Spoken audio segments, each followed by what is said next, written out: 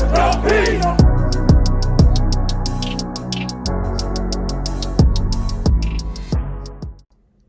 I'm pretty sure you didn't expect to hear me again so soon, but here we are. I always had intentions on releasing an episode around school shootings and community violence, but the timing, I just could not ignore what we had in front of us. Every time a school shooting happens, we're told thoughts and prayers, thoughts and prayers. But when a white man dies, suddenly the headlines, the policy debates, and the public mourning, it just erupts. It overflows. What does that tell us about who society values? Since Columbine in 1999, Colorado continues to be scarred by gun violence. It just, it's literally the 47th shooting at a school in the United States so far this year. 24 were on college campuses. 23 were on K through 12 school grounds. And this shooting took place less than an hour after Charlie Kirk was shot. You know, Colorado in particular has experienced some of the highest profile shootings in the nation. And yet, we still wonder who society values. What does this mean for children growing up in this world? There was a character on The Simpsons. I used to be a diehard Simpsons fan growing up, and at some point I just kind of fell off, but I still make references from time to time. And I believe it was Reverend Lovejoy's wife. When anything catastrophic would happen, she would say, "What about the children?" And this was the initial title for the episode before I ended up releasing part one. And the framing and the rhetoric around Charlie Kirk was, aside from him putting out what he put out, was that he's a father. What about his family? And so what? Malcolm was a father. Medgar was a father. Martin was a father. Fred Hampton was a father. And their children grew up with the absence left by racial violence. And in this case, we're mourning a father, but not the children whose lives were cut short in the classroom. So what about the children? We're still situating public grief and political response on race, identity, and power. This is no longer just about the media bias. This is about public policy. This is about investment, and this is about community protection. The stakes are high, but our response continues to be low and insufficient. Do you know? And as I read the story again, it becomes more salient for me that Malcolm X was actually assassinated in front of his children. Medgar Evans' children were home when he was shot in the driveway. Their families were fractured in silence while America looked away. And yet today, all eyes in one particular direction. Let me just state the facts really quick. Gun violence is the leading cause of death for children and teens in the United States, per the CDC. You have between 2000 and 2022, more than 300,000 students were exposed to gun violence at school. That's not okay. That's not acceptable. In 2022 alone, there were 51 school shootings with injuries or deaths, the highest on record. And despite the consistency, the frequency at which this occurs, Congress has passed no comprehensive federal gun safety legislation in decades. After 9/11, we had sweeping national security reforms. People might not even know that the Department of Homeland Security did not exist before 2002. We took 22 agencies and put them into one cabinet level department. So you put FEMA, Border Patrol, TSA, all of that into one place in effort to really coordinate national security and emergency response. TSA, another example, wasn't formed until late 2001 so that we could federalize airport screenings. That's where we started seeing those ID checks, liquid restrictions, body scanners, baggage rules. I remember going to the airport to drop my dad off and literally being able to walk up to the gate when I was younger. But now aviation is one of the most tightly secured spaces in U.S. society. All of this happened as a result of 9/11. And we still see lack of action on school shootings. When white fathers are killed, which I don't condone violence in this way, but I'm also not going to sit here and condemn violence when we've created a structure that allows for it to happen, when we allow for oppression to take place. When white fathers are killed, coverage typically frames them as family men, as providers, as legacies. But when black leaders are assassinated, the coverage often emphasizes their radicalism or their controversy. I think we're missing the mark here. We're missing something. When you hear about Malcolm X in present day, he's often remembered first for his rhetoric, by any means necessary, rather than his transformation in his later years or his role as a father of six. They only paint him as a militant figure who invited violence. Same thing with Fred Hampton. Killed at 21 while sleeping. But the media and coverage emphasizes that he was a part of the Black Panther Party's radicalism. But you don't talk about the community survival programs. You don't talk about breakfast for kids. You don't talk about the medical clinics. You see that juxtaposition? You even mention the shortcomings of Martin Luther King Jr., right?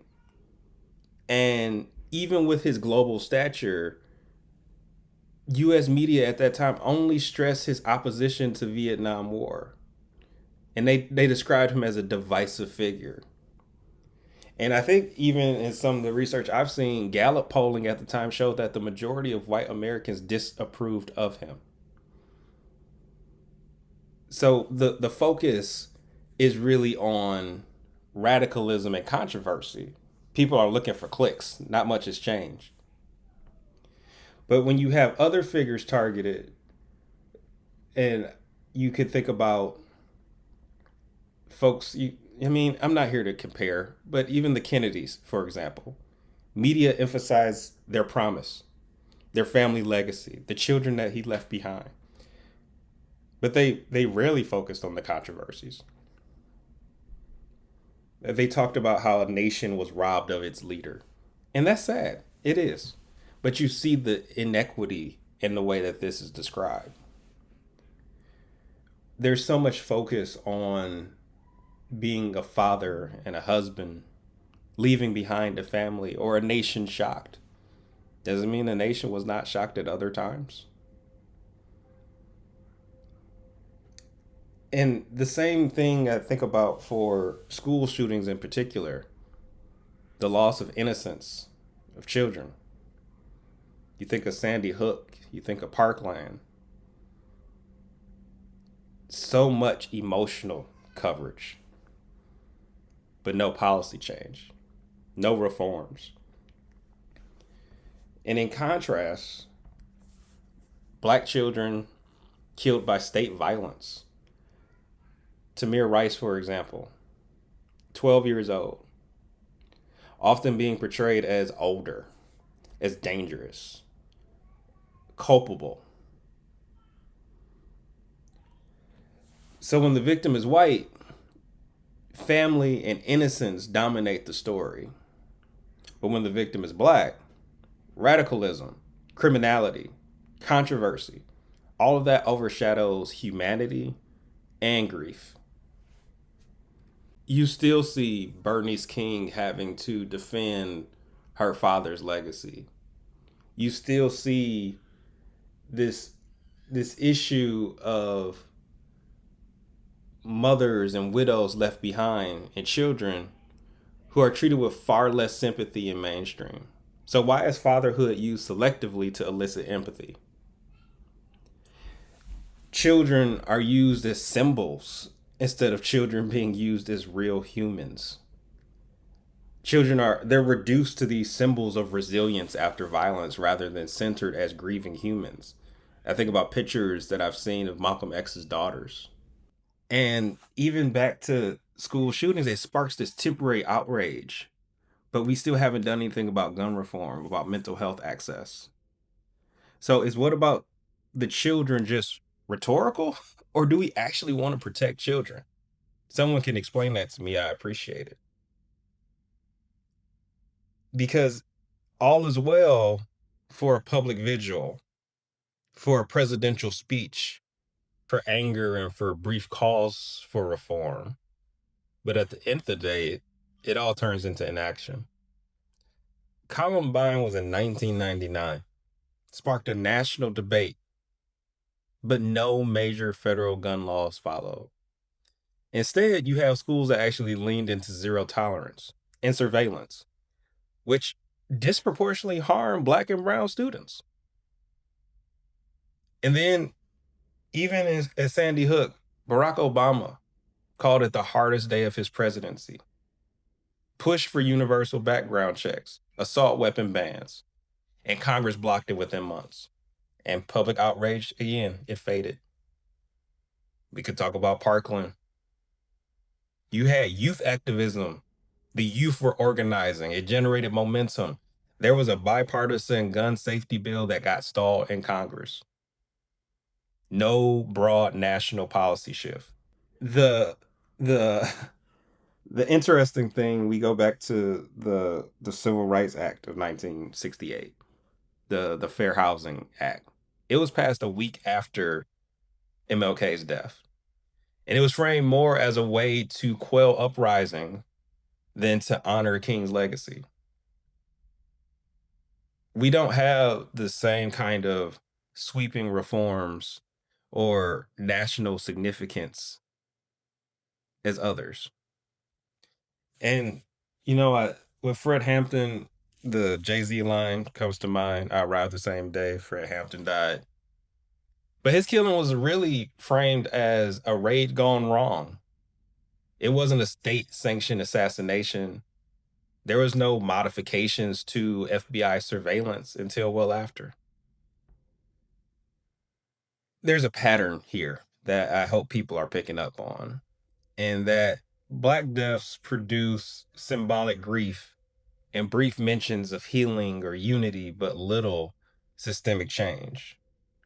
While you see white deaths or large scale terrorist attacks, they produce immediate sweeping structural reforms.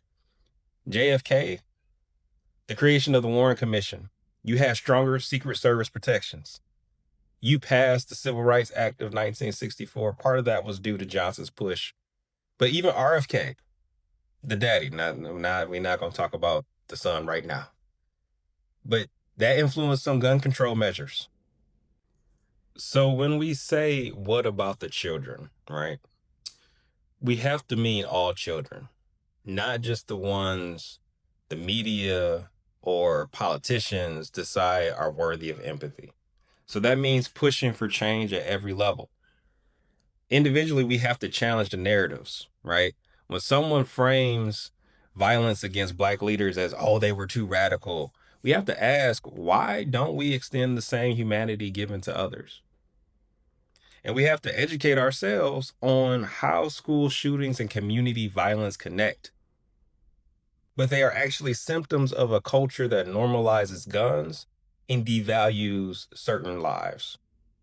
So it's okay to have these conversations with your peers, with your family about gun culture. Talk about the racial empathy gap and the danger of selective outrage. Somebody needs to do it. When you're talking to your families, support families and children impacted by violence. Sure, you're listening to this and saying, "Oh, well, you've never experienced such a thing." I lost two cousins before I turned 10 years old to community violence. Their stories live with me every day. People who didn't have an opportunity to grow up. One who didn't get a chance to see his son grow up. And so it's personal to me. So we have to push our institutions, our community organizations, our congregations to practice equitable remembrance.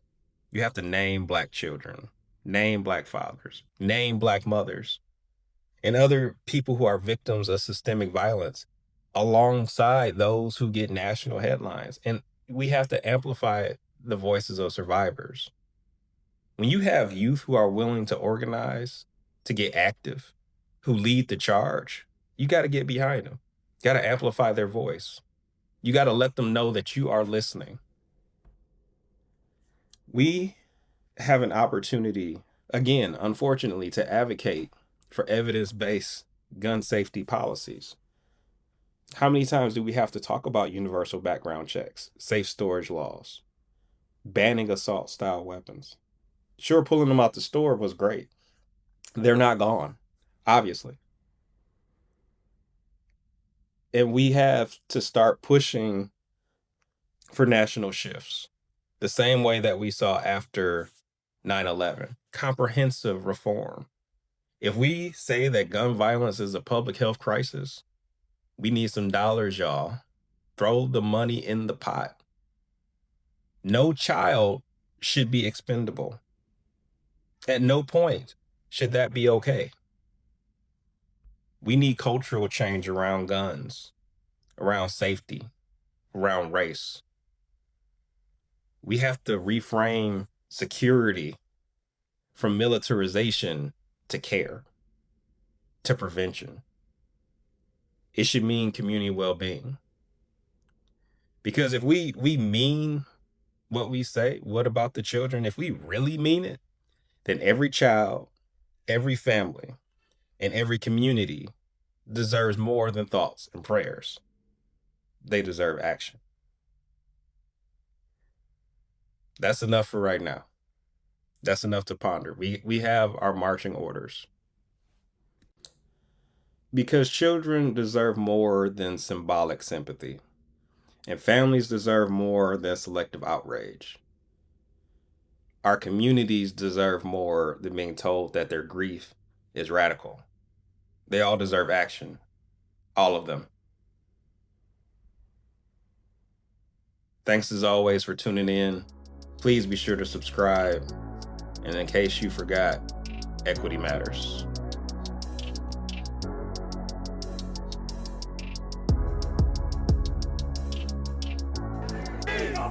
Justice!